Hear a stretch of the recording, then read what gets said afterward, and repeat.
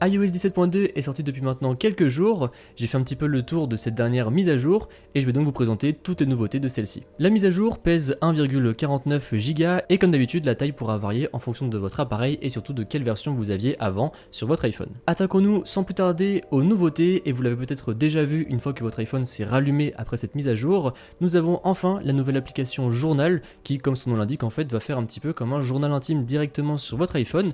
Vous allez donc pouvoir parler de vos activités que vous avez réalisées aujourd'hui, des photos que vous avez prises à un certain moment et juste en fait un petit peu parler de votre vie. Si jamais vous ne savez pas trop de quoi parler mais que vous ressentez le besoin d'écrire, votre iPhone va même vous faire des suggestions puisqu'il va vous proposer des petits sujets et après vous pourrez activer les suggestions personnalisées et comme ça il va même aller piocher dans votre galerie photo pour savoir par exemple voilà à tel jour vous avez fait tel voyage, est-ce que vous avez envie de parler de celui-ci, tel jour vous avez pris telle photo, est-ce que c'est un moment positif pour vous, et du coup de tout cela pourra découler potentiellement des souvenirs et des choses que vous allez pouvoir garder justement dans cette application Journal. C'est vraiment en fait une sorte de journal intime et c'est un petit peu dans la continuité d'Apple de vouloir améliorer votre santé mentale puisqu'on le sait, écrire ça fait quand même relativement du bien. Si jamais vous allez dans les réglages de cette application Journal, vous allez pouvoir changer plusieurs choses. Par exemple, vous allez pouvoir verrouiller l'application avec le Face ID ou bien avec le Touch ID. Et d'ailleurs, en parlant de sécurité, tout ce qui sera écrit dans votre journal ne sera accessible que par vous et ne sera stocké que dans votre journal. Vous allez également pouvoir activer ou non les recommandations du journal, à savoir vous envoyer des rappels un petit peu tous les jours pour écrire dans votre journal, ou bien faire des rappels personnalisés, par exemple dire tous les dimanches à 10h j'ai envie d'écrire dans mon journal, et du coup programmer un petit peu ces sessions d'écriture. Rendez-vous désormais dans la rubrique des sons dans vos réglages, et là vous allez pouvoir enfin changer la sonnerie par défaut, c'était pas possible,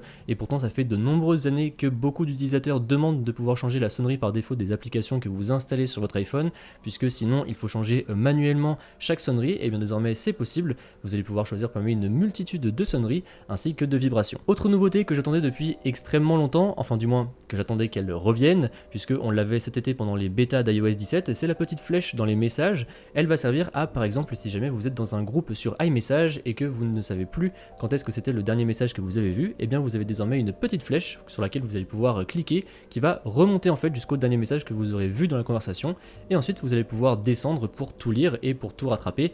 Encore une fois, j'ai envie de dire enfin, puisque j'étais très content qu'elle soit là cet été. J'étais un petit peu dégoûté qu'elle ne soit plus là après avec iOS 17 à la sortie globale. Maintenant, elle est de retour, donc tant mieux. Nouveauté attendue elle aussi, puisqu'elle prépare l'arrivée du Vision Pro, le casque de réalité augmentée d'Apple. Désormais, si jamais vous allez dans vos réglages, dans la rubrique appareil photo, puis dans format, vous allez pouvoir descendre. Et donc là, vous allez voir la rubrique vidéo spatiale, vous allez pouvoir l'activer. Et si jamais vous avez un iPhone 15 Pro ou 15 Pro Max, eh bien vous allez justement pouvoir faire des vidéos spatiales qui seront par la suite exploitables avec l'Apple Vision Pro. Donc en fait, une fois que vous êtes dans l'application photo, vous allez voir en bas, vous êtes dans la rubrique vidéo et juste en bas, vous aurez du coup le petit icône du Vision Pro et vous n'avez juste qu'à cliquer dessus pour pouvoir enregistrer une vidéo spatiale. Petit rajout de la part d'Apple, là aussi une fonctionnalité qui fait son grand retour puisqu'elle était arrivée avec iOS 7, donc ça remonte à il y a de ça quelques années déjà, le retour des fonds d'écran avec les petites bulles animées.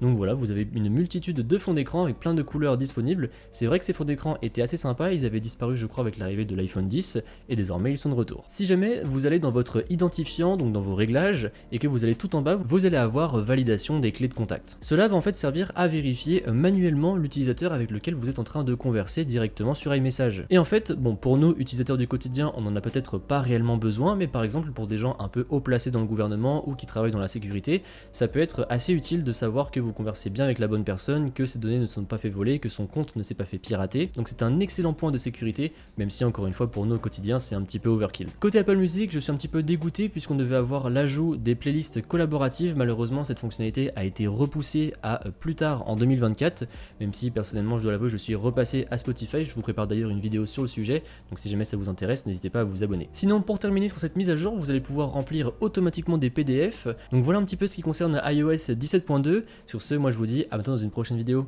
Allez, salut!